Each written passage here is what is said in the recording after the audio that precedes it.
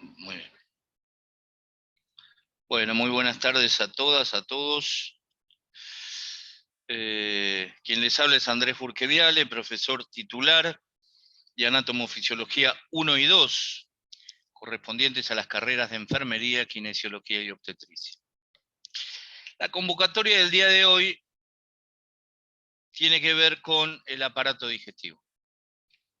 Y vamos a tratar de sintetizar, es una presentación larga, traté de acortarla lo máximo posible, en relación a estos 4 eventos que presenta el sistema digestivo en uso de su anatomía y en acción de la fisiología digestiva, que son la ingestión, la digestión, la absorción y la egestión. ¿Cuáles son las características morfológicas y funcionales de este sistema digestivo?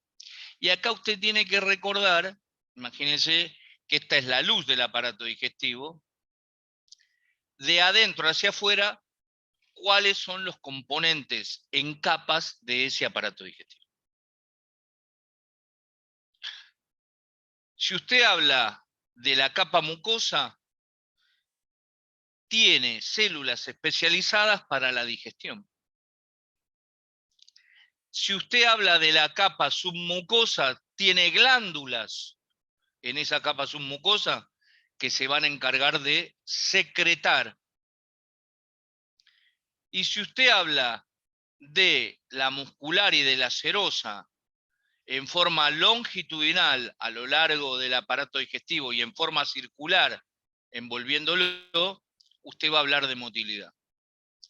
Por eso la importancia de saber, yo ayer en una de las comisiones en las que estoy como suplente de Liliana Sochi de los martes, les explicaba la importancia de saber las capas, porque esas capas tienen morfología, estructura propia y tienen funciones diferentes. La mucosa se relaciona con la digestión, la submucosa con la secreción y la muscular y serosa con la motilidad. Esto lo pasamos rápidamente: tubo digestivo, glándulas anexas, medios químicos y mecánicos, para transformar alimentos en nutrientes. Una cosa es el proceso alimentario, ¿sí? Una cosa es el proceso alimentario mediado básicamente por el apetito y el control de la saciedad, y otro es la nutrición. La nutrición es esta degradación que voy a hacer a componentes simples, hidratos de carbono, ácidos grasos y lípidos, vitaminas, minerales y agua. Sigo, perdón, se me fue, acá estoy. Bueno, la que seguía era esa, acá está, ¿no? Esenciales para el organismo, los nutrientes, ahí los nombro: los hidratos de carbono, las proteínas, las grasas, que son los que me dan energía. Los minerales, las vitaminas y el agua, para la realización de funciones orgánicas. ¿Está bien?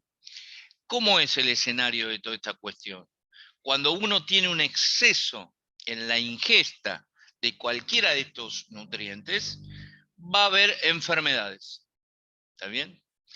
O puede tener enfermedades producidas por defecto en la ingesta de determinados nutrientes. Voy a tratar de ampliarlo a ver si se ve.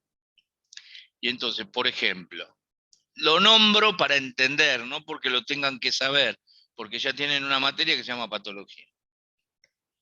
Cuando tengo acceso en los azúcares, básicamente voy a tener caries dentales, aumento de peso, diabetes. Cuando tengo exceso en la sal, voy a tener hipertensión arterial, primera, ¿sí? Medalla de oro, y aterosclerosis. Cuando tengo exceso en grasas, tengo incremento progresivo del peso y enfermedades cardiovasculares o consecuencias de enfermedades cerebrovasculares. En relación al calcio, voy a tener raquitismo en los niños, ¿sí? Raquitismo en los niños, y voy a tener osteomalacia en los adultos. En relación al hierro, voy a tener anemia, y en relación a la vitamina A, pérdida de visión. Son algunos ejemplos, es más florido, digamos, el exceso o el defecto, pero digo algunos ejemplos para entender. Volviendo a la cuestión de estas capas, uno debiera definir, lo primero que debiera definir es qué es un epitelio, cuáles son las características comunes de los epitelios y cuáles son las funciones que cumplen. ¿Por qué? Porque vimos que esas características morfológicas y funcionales del aparato digestivo, cada una de esas capas, cada uno de esos epitelios va a cumplir una función fisiológica diferente en el global de la fisiología digestiva. Un epitelio es un conjunto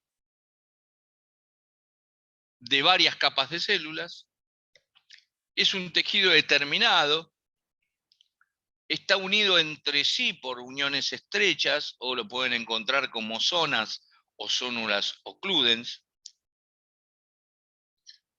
Las células van a reposar generalmente sobre una capa de tejido conectivo y sobre el músculo.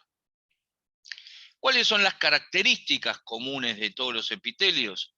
Son células adheridas entre sí, no tienen sustancia intercelular, carecen de vasos sanguíneos, pueden secretar diferentes compuestos, fíjense, poseen inervación, poseen polaridad. ¿Y qué funciones tienen? Separan unos ambientes de otros, delimitan áreas de nuestro cuerpo, se transforman en barreras protectoras de nuestro organismo y regulan el intercambio de materia y energía con el medio interno y el medio externo. Contribuyen también a mantener el volumen y la composición de los compartimentos del organismo.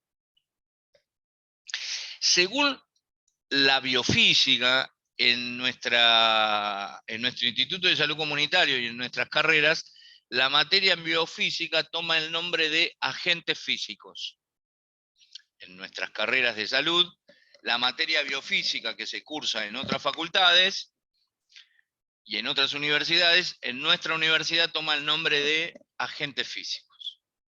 Entonces, según la clasificación biofísica de los epitelios, usted va a tener, según la eficacia del sellado de la zona oclusiva y de las características eléctricas, va a tener epitelios abiertos o cerrados.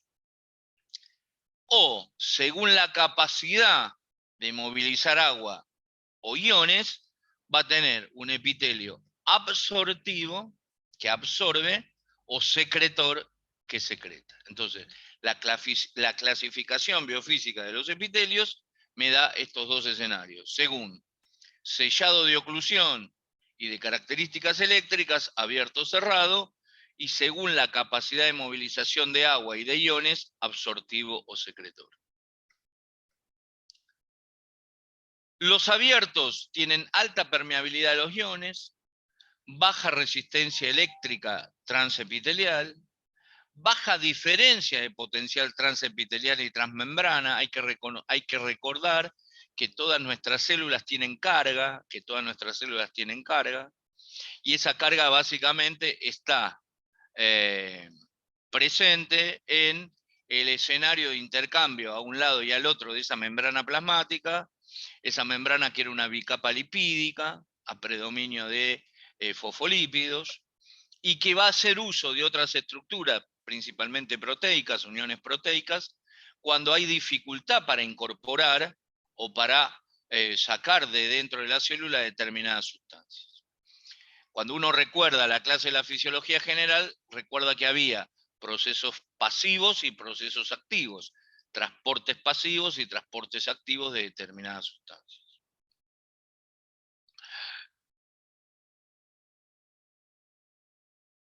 Movilizan gran cantidad de agua los abiertos en ausencia de gradiente osmótico y de presión hidrostática. Ejemplos de estos epitelios abiertos son aquellos que transfieren grandes volúmenes de agua, como por ejemplo el túbulo contorneado proximal, 180 litros día, el intestino delgado, 10 litros día, tejidos glandulares y la vesícula biliar, que tiene un reservorio aproximado de 400 a 500 mililitros de bilis. Los cerrados son verdaderamente aquellos que son impermeables, tienen una baja permeabilidad a los iones, tienen alta resistencia eléctrica, alta diferencia de potencial, oponen dificultad al transporte pasivo de iones, esto que yo decía, va a tener que repasar la clase 1, la de fisiología celular, y mantienen efectivamente gradientes eléctricos, epitelio del colon y del túbulo contorneado de las nefronas. ¿Cómo es el epitelio del intestino delgado? Acá lo que muestro son dos microfotografías electrónicas de este epitelio del intestino delgado, ¿sí? Formado por el duodeno y el yeyuno ilion. Es monoestratificado, ¿qué significa? Que tiene una sola capa. A nivel del yeyuno, tiene pliegues, ¿ven esos pliegues que se ven aquí? ¿Ven esos pliegues? Esto es 1.000.000 de aumentos, ¿eh? Esto es 1.000.000 de aumentos. Vellosidades y microvellosidades, las cuales aumentan 3, 30 y 600 veces respectivamente la superficie de intercambio del intestino. Por eso el cuidado de la alimentación, por eso el cuidado de nuestro aparato digestivo en este capítulo y en otros, en el estómago, en el esófago, en la faringe, en la boca misma, Es un ejemplo de epitelio no abortivo, sino absortivo, ahí me comí la S, absortivo y abierto. ¿Y qué mecanismos de absorción utiliza?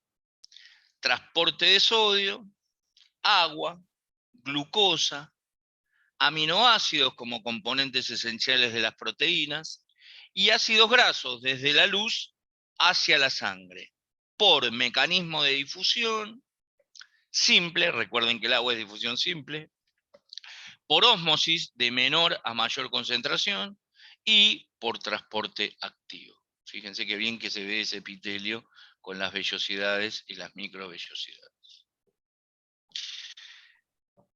Este epitelio tiene una unidad de, digamos, de sumo cuidado que se ve alteradas en alguna patología, que es la unidad criptovellositaria. ¿Sí? Acá está dibujada. Aquí, lo que hacemos es hacer uso de enzimas digestivas y moléculas especializadas en el transporte de proteínas. Estas microvellosidades que nombramos en la filmina anterior aumentan por 100 la superficie absortiva. ¿Sí? Estas microvellosidades. En realidad es hasta 600 aumentos como capacidad absortiva. ¿A dónde se acortan en estados de deprivación nutrimental? ¿Qué significa? En momentos de ayuno o en momentos de ayunos prolongados y en momentos de flaquecimiento por ese ayuno prolongado. Se vuelven altas, se incrementan su capacidad absortiva en el embarazo, en la lactancia materna o después de una resección intestinal, por X motivo. En la mayoría de los casos en la Argentina tiene que ver por evidencia, búsqueda y diagnóstico de un tumor en el intestino. O por algún evento traumático, ya sea una lesión por una agresión física o por un evento traumático, imagínense en un accidente automovilístico. Esta unidad criptovellositaria tiene varios componentes, varios compartimentos, las células de Panet, el componente donde proliferan las células, donde maduran, donde adquieren la función y donde se descaman. Varios compartimentos. La célula de Panet, el proliferativo, la maduración, la funcional y la descamación de toda esa unidad criptovellositaria. La otra cosa que es importante a tener en cuenta en el epitelio del intestino es el glicocáliz. Esta estructura está formada por glicoproteínas y está unida a esa superficie externa de las microvellosidades y es el elemento que me permite la digestión intraluminal. ¿Sí? ¿Y por qué es importante este glicocáliz? Porque es el responsable, esta estructura, de la digestión de la lactosa, la sacarosa y la maltosa, ya que en su estructura encuentro enzimas que van a disociar estos azúcares para volverlos monoglúcidos, y poder absorber yo la lactosa, la sacarosa y la maltosa.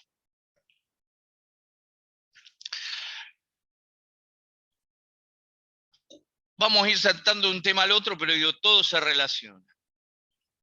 Diariamente, el ideal, digamos, hidroelectrolítico, dice que usted debiera ingerir 2 litros de agua. ¿Sí? 2 litros de agua. Más 7 litros que se van a secretar en su interior. Más 7 litros que se van a secretar en su interior. A saber, acá tiene la puerta de ingreso, 2000 mililitros. Pero aparte usted va a tener de saliva, 1500 mililitros, 1,5 litros.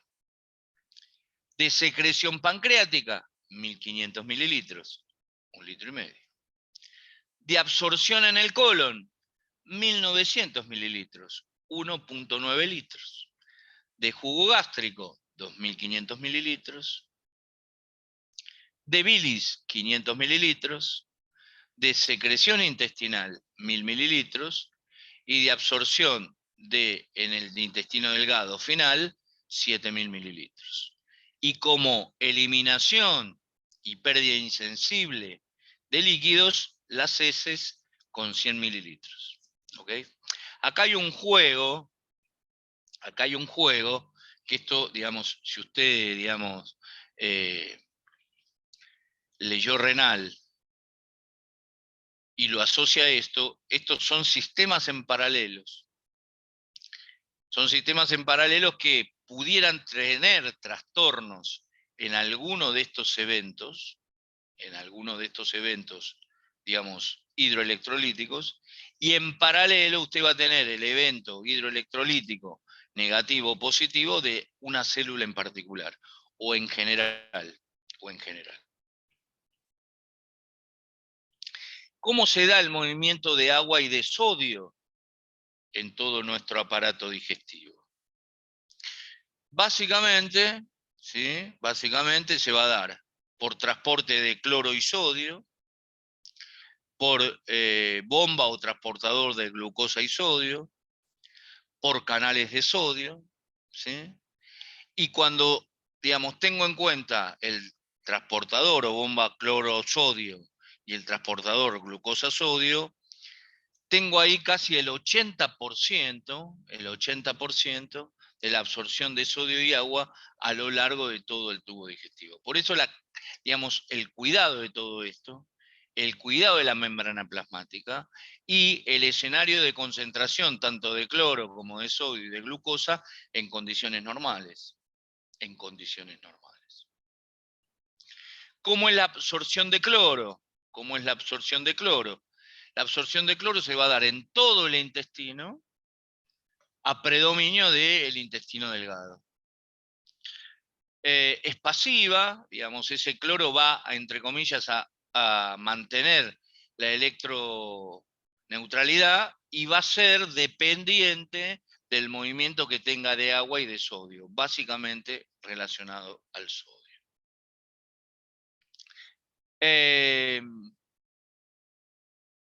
Cuando tengo eventos defectuosos en este escenario de agua, de sodio y de cloro, es porque estoy en presencia de algún tipo de defecto o infección intestinal que provoca una diarrea, y acá el autor pone, ¿sí?, en dos grandes enfermedades que existen en el momento, que existen, digamos, globalmente, una, digamos, afectando no solamente el aparato digestivo, sino el aparato respiratorio, como es la fibrosis quística, y el otro es el mecanismo de la diarrea en el cólera. En realidad uno pudiera tomar la diarrea como unidad funcional para entender la deficiencia que va a tener de estos iones y la deficiencia de agua que va a tener ante X cantidad de deposiciones diarreicas. 8 minutos.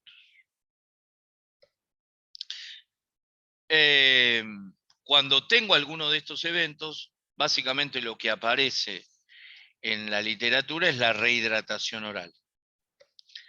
La Argentina, digamos, y los organismos internacionales adhirieron a las famosas sales de rehidratación oral, que en muchos de los lugares de la Argentina, digamos, previenen no solamente, digamos, las diarreas furtivas, agudas, que pudieran llevar a una deshidratación severa en la primera infancia y en el fin de la vida, en la adultez mayor, asociados a infecciones. ¿Está bien? La Argentina vivió su última epidemia de cólera en forma furtiva, con casos importantes, incluso en la provincia de Buenos Aires y en la ciudad autónoma de Buenos Aires en los años 91, 92 y 93. Estas enfermedades que tienen que ver básicamente con dos cuestiones, con la pobreza y también con el tratamiento de las aguas, con el tratamiento de las aguas. El otro día veo una miniserie yo en un canal que se llama Film and Arts sobre la historia de la reina Victoria, esta reina inglesa que gobernó durante más de 60 años.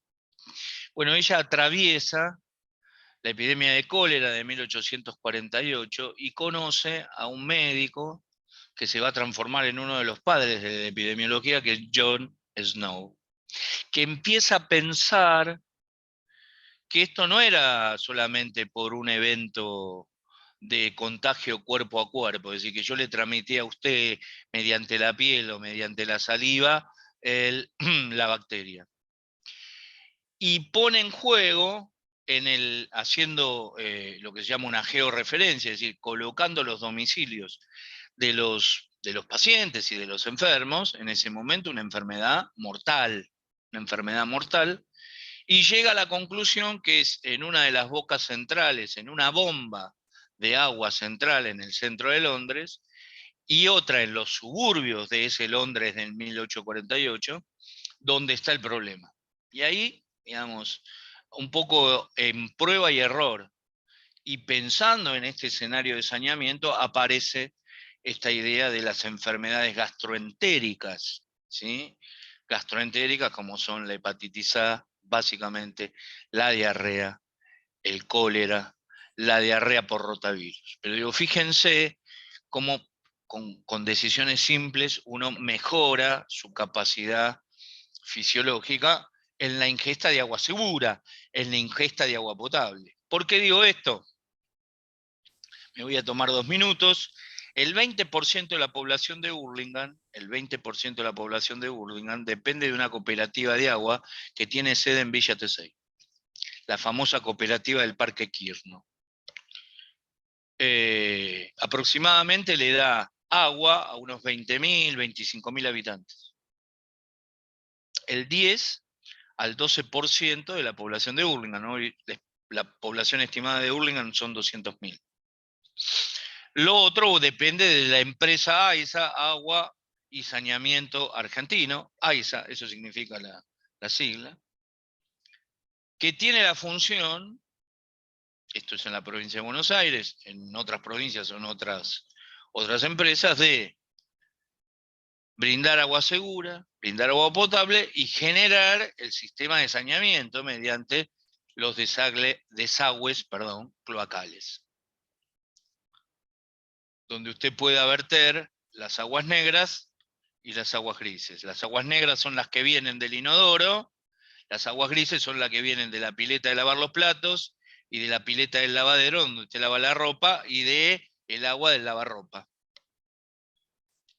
Bueno, ¿por qué hago parece una mezcla, este tipo está mezclando todo. No, no estoy mezclando todo.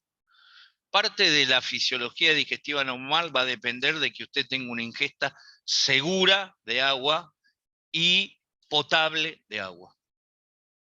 ¿Sí? Son 2000 mililitros de líquido. Si el agua que usted hace el jugo para sus hijos está contaminada, ese jugo está contaminado. John Snow descubre que las preparaciones magistrales de la farmacia central de Londres se hacían con la bomba, se hacían con el agua de esa bomba.